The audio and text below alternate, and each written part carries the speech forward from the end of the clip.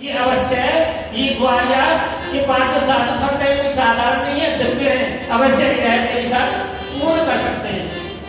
तो भैया 100-200 आदमी बुलाने के बारात में तो बहुत बड़ी तैयारी करनी पड़ेगी। यहाँ तो राजा ने 33 कोटी नोट दे रखे और त्रिदेव ने तो राजा ने भट्टी चलवा दी, जितनी भी उसके नगर में हलवाई ये सब लगा दिए, बस फटाफट मिठाई बनाओ, अच्छी अच्छी व्यंजन बनाओ। 15 दिन पहले सारी मिठाइयां बनने लगी। अब इधर बारात चढ़ के आने लगी और जो दूर दूर गांवों तक संदेशा पहुंच गया कि फलाने ग्वालिया का कर्म भर गया, कर्म भर गया, लक्ष्मी मेहरबान हो गई। ऐसे सब चर्चा करने लगे कि राजा की राजकुमारी को ब्याह के लेके जाएगा और तेरे देव शादी में आएंगे ब्रह्मा विष्णु महेश, और विष्णु भगवान के कन्नों पे दूल्हा विराजित होकर आएगा। अब तो विष्णु भगवान ने आदेश दिया नारद जी कि सुंदर सुंदर वस्त्राभूषण करवाओ। तो नारद जी ने ऐसा ही किया, दूल्हे को सुंदर सजाया गया और सभी राजा की नगरी में प्रवेश किया। इस स्थान पर बहुत बड़े एकत्रित हो गई सभी को देखने के लिए। और वर किस पे बैठा हुआ है? कन्नों के ऊपर बैठा हुआ विष्णु भगवान। और कहाँ जा पहुंचे? राजा के सामने जा पहुंचे। राजा भी बड़ा प्रसन्न हुआ, लेकिन राजा को अभी भी थोड़ा अहंकार है। इधर शुक्र और शनिचर दो और हैं की बारात में, क्योंकि नवग्रह बुलाए ना साथ में। तो एक को नारद जी ने छोटे छोटे बालक बना दिए 5-5 साल के, और नारद जी ने इशारा कर दिया कि चढ़त के समय पे जोर जोर से रोने लगे। अब तो बैठने वालों की आवाज में खत्म हो गई के रोने के सामने। और नारद जी दोनों बच्चों की उंगली पकड़ के राजा के पास में पहुंचे और कहा, सती जी ये हमारे 2 बालक हैं, बड़े भूखे हैं, इन्हें थोड़ा भोजन करा तो इससे चढ़त हो जाएगा। राजा ने सोचा 2 बालक ही तो हैं, कितना खाएंगे? अपने कर्मचारियों को आज्ञा दी कि इन्हें ले जाओ और भोजन कराओ। अब राजा के कर्मचारी ने एक एक लड्डू उनके हाथ में पकड़ा दिए। अब इतने तो लड्डू खा लेके उन कर्मचारी की कमर भी नाम रही, इतने शुक्र शनिचर दोनों लड्डू खत्म और जोर जोर से रोने लगे। अब की बार उन्होंने 2-2 लड्डू पकड़ाए, लेकिन वो भी खत्म और जोर जोर से रोने लगे। अंत में वो इतने परेशान हो गए राजा के कर्मचारी कि टोकराओं से परोसने लगे। अब तो उनकी कमर नाप रहे इतने टोकरा के समान। और कर्मचारी ने ऐसे लगी कि 33 कोटि देवता आ रहे हैं और विष्णु ब्रह्मा महेश आ रहे हैं, हम उनको दर्शन करें, कहाँ इनके भोजन की व्यवस्था में रख दे। तो उन्होंने क्या काम किया? उन्हें दोनों को राजा के कोठार में बंद कर दिया। कोठार समझते हो क्या होता है? कोठार जिस स्थान पर सभी पकवान मिठाइयां रखी हुई और पंदी लगाकर बारात देखने चले गए। अब बारात चौपाटी पर आ गई। अब भोजन की व्यवस्था करने के लिए जब ये कर्मचारी वापस आए तो इन्होंने भंडार के जब द्वारे खोले तो अंदर देखा कि शुक्र शनिचर दीवारों को भी खाने लगे, मिठाई सब गए। अब ये बड़े परेशान दौड़े दौड़े विष्णु भगवान के पास में गए और उनके चरण पकड़ने किसने? राजा ने, कि महाराज क्षमा करो, भगवान मुझसे अपराध हो गया, मैंने अपने आप को बहुत बड़ा समझ लिया, कृपा करो मेरे ऊपर। तो विष्णु भगवान ने इसके ऊपर कृपा करी और इसके भंडार को मिठाइयों से वापस भर दिया और शुक्र शनिचर अपने वास्तविक रूप में आ गए। अब तो भैया ग्वालिया की शादी भी होगी और घर पे भी आ गए। अब लक्ष्मी जी बोली, भगवान अब तो फैसला कर दो कि लक्ष्मी और कर्म में से बड़ा कौन है। अब भगवान बोले कि मुंह से मैं कहूं कि लक्ष्मी तू छोटी है तो तेरे घर में बैठो। तो बोले ऐसा करो, बाहर बैठेंगे, पहले वो होते थे ना आगे, क्या बोलते से भोपा घरों के आगे, कि लक्ष्मी और कर्म तुम दोनों चलो वहां पे चल के बैठेंगे, उसी जगह पर बातचीत करेंगे। उस स्थान पर बैठ गए। अब बाहर से सभी निकल के जा रहे हैं। तो ज्यादातर लोग कहते हैं कि भाई कुछ भी कहो, यह लड़का की और लड़का के माँ के कर्म फल गए, कर्म फल गए इनके। देखो 33 कोटि देवता इनके यहाँ पे आए, राजा की राजकुमारी इनकी आ गई, इनके कर्म फल गए। और लक्ष्मी के बारे में तो कोई कोई के बन लो, कोई 100 में एक आदमी कह के निकले कि लक्ष्मी मेहरबान होगी, सभी हो गए कि भाई के कर्म फल गए। अब भगवान बोले कि लक्ष्मी जी बता कौन छोटा कौन बड़ा है। लक्ष्मी जी बोली, भगवान ये 2 महीना मृत्यु लोक की तुमने धूल खपवा दी हमें, यह बात ऊपर ही बता देते। विष्णु भगवान बोले लक्ष्मी जी अगर ऊपर बता देता ना तो आप लोग छोड़ के भाग जाते। बोले कन्हैया लाल की, बोले विष्णु भगवान जय हो। तो मैया हमारे भोलेनाथ तो बड़े दयालु हैं। कहाँ पे है? भोलेनाथ के पास में पार्वती जी को कथा सुना रही भोलेनाथ है। बोले कन्हैया लाल की। आइए भोले बाबा मैया को कथा सुना रहे हैं और उमा के सूता बढ़ गए जैसे हमारे यहाँ 10वीं समा बैठी। लेकिन मैया सभी काली सेवा जरूर करेंगे साथ में, है ना? गिरिवन पर शिव शंकर भोले गिरिजा के भरता अरे सुना रहे हैं उमा नारी को अमर कथा का सार उगला जय दोता उमा के कर में सोता उगला जय दोता उमा के कर में सोता।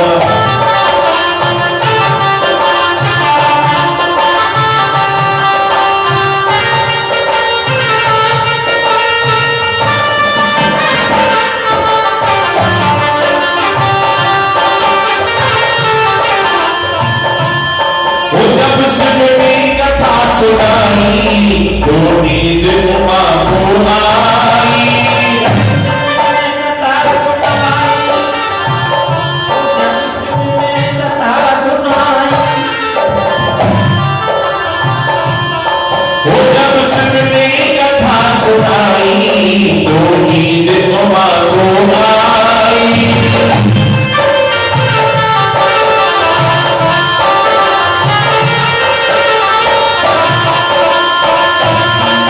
जब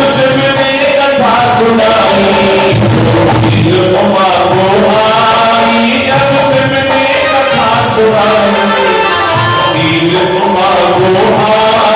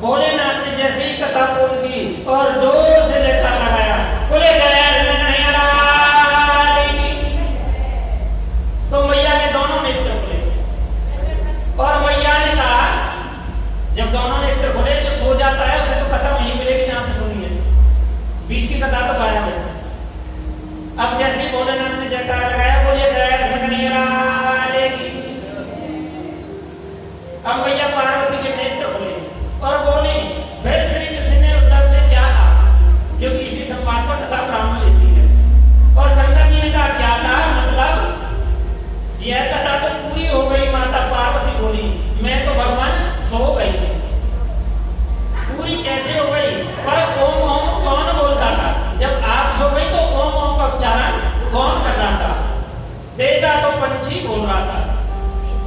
शिव जी ने कहा इसने कथा सुनी, इसमें मुझे कोई आपत्ति नहीं है, पर तू कथा बिना विधि के सुनी, इसमें आपत्ति है। कथा सुनने की विधि होती है, सामने बैठकर कथा में सुननी चाहिए, पीछे बैठकर कभी कथा नहीं सुननी चाहिए। मानो इसने विद्या की चोरी करी हो, जो कि पीछे बैठकर कथा सुनी। त्रिशूल लेकर भोलेनाथ मारने के लिए दौड़े। कैलाश पर्वत से उड़ता उड़ता पंछी दौड़ा जाता है और कैलाश से नीचे आकर उतरकर आएंगे तो नीचे पड़ता है बद्रीधाम आश्रम, और बद्रीधाम में भगवान वेद व्यास जी वास करते हैं। बोले वेद व्यास जी महाराज की। और उनकी जो कुटिया है उसका नाम है सत्य प्रभा। उनकी पत्नी श्रीमती विठला देवी की बैठी हुई है, अपने पति से बोली बुढ़ापा तो आ गए हो और बेटा हुआ नहीं। व्यास जी बोले सब भगवान कल्याण करने चिंता मत करो। मन में ऐसा व्यास पत्नी सोच रही थी कि उन्हें जोर से उबासी आ गई और वह उड़ता हुआ तोता नन्ना सा सुकुन के मुंह को होकर गर्भ में प्रवेश कर गया। बोले सुखदेव जी महाराज की।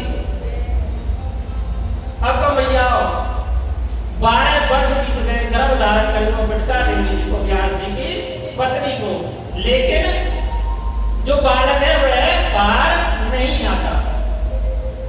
और जो आदरणीय सुखदेव जी हैं कोई साधारण तो है नहीं, इन्होंने अमर कथा सुनी हुई है, इन्होंने मानो मां के गर्भ को ही मंदिर बना दिया।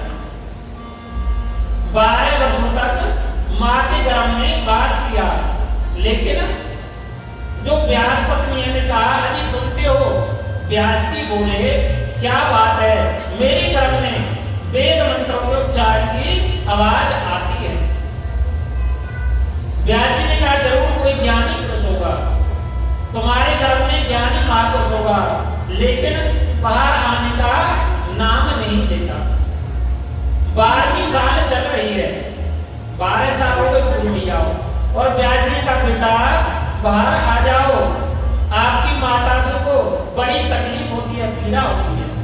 सुखदेव जी ने कहा मैं बाहर नहीं आता, बाहर आते ही विष्णु जी की माया मुझे पकड़ लेगी। और व्यास जी ने कहा मैं वचन देता हूं बेटा, तुम्हें विष्णु भगवान की माया नहीं पकड़ेगी। सुखदेव जी ने कहा आपकी बात का मैं विश्वास कैसे करूं? पिताजी माया बहुत चंचल है, यह माया बहुत विचित्र है, माया का पार पाना किसी के बस की बात नहीं है। यदि मायापति विष्णु आकर कहते कि माया नहीं सताएगी तो आऊंगा, मेरे गोविंद को आना ही पड़ा। और गोविंद ने कहा बेटा सुखदेव जी तुम पर माया का असर नहीं होगा, बाहर आ जाओ। 12 वर्ष माता गर्भ में वास किया और गर्भ से प्रकट होती ही सीधे वन को चले गए।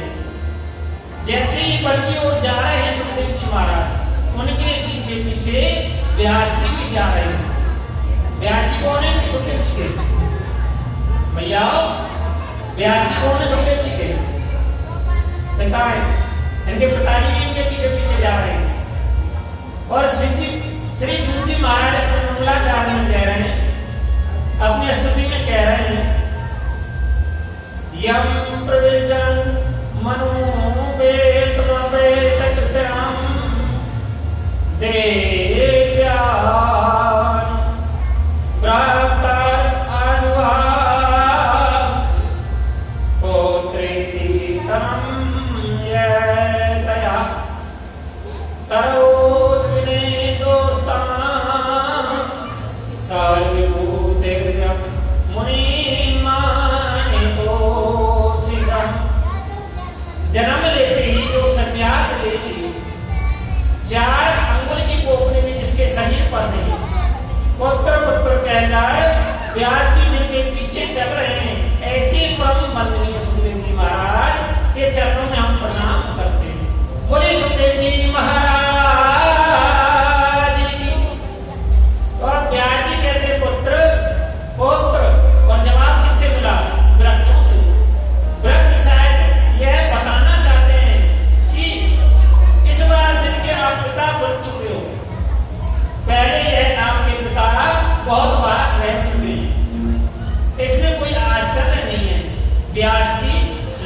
चले आए ऐसे परम आदरणीय वंदनीय सुखदेव जी को हम सभी प्रणाम करते हैं। सुखदेव जी परम संत हैं और परम संतों की संगति जीवन को संवार देती है।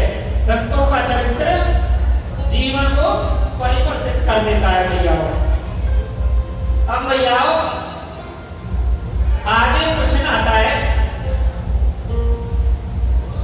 जो कि सूची से सोनाकानी विष्णु ने प्रश्न करे। उन्होंने पहला प्रश्न किया था कि मानव के लिए परम धर्म क्या है। सूची का उत्तर मनुष्यों के लिए सर्वोत्तम धर्म है श्री कृष्ण भगवान के चरणों में प्रीति होना। जिस भी नाम से हम ठाकुर जी को जाने उस नाम में प्रीति होना हमारा परम धर्म है। कन्हैया के चरणों में प्रीति होना ही हमारा परम धर्म है। लेकिन कन्हैया के चरणों में जो प्रेम हो वह निष्काम होना चाहिए। उस प्रेम में हमारे में कोई कामना ना छुपी होनी चाहिए। निष्काम प्रेम होना चाहिए और वास्तव में निष्काम प्रेम धर्म से ऊंचा कोई धर्म नहीं होता। भैया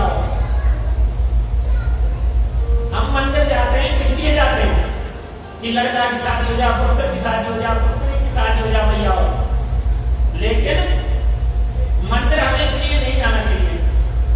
ये सब तो हमारी किस्मत में लिखा है तो हमें अवश्य मिलेगा। इसको हमसे कोई नहीं छीन सकता। भैया बोले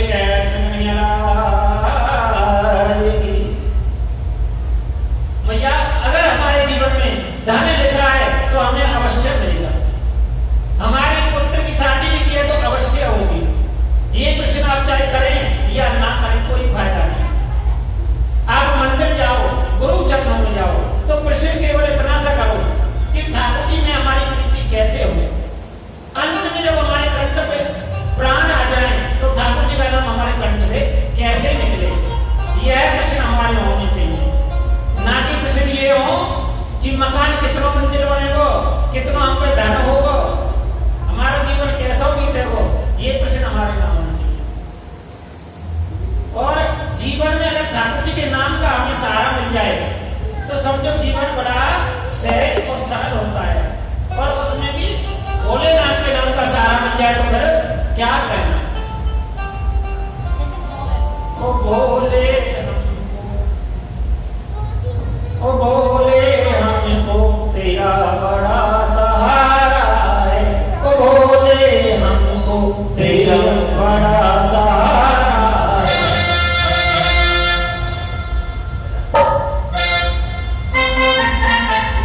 लेकिन भैया सब भोले के साथ में है ना। ओ भोले हमको तेरा बड़ा सहारा है। ओ भोले हमको तेरा सहारा है। भोले हमको तेरा सहारा है। ओ भोले हमको तेरा सहारा है। तेरा सहारा है, तेरा सहारा है, तेरा सहारा है, तेरा सहारा है। ओ भोले हमको तेरा सहारा है। ओ भोले हमको तेरा सहारा है।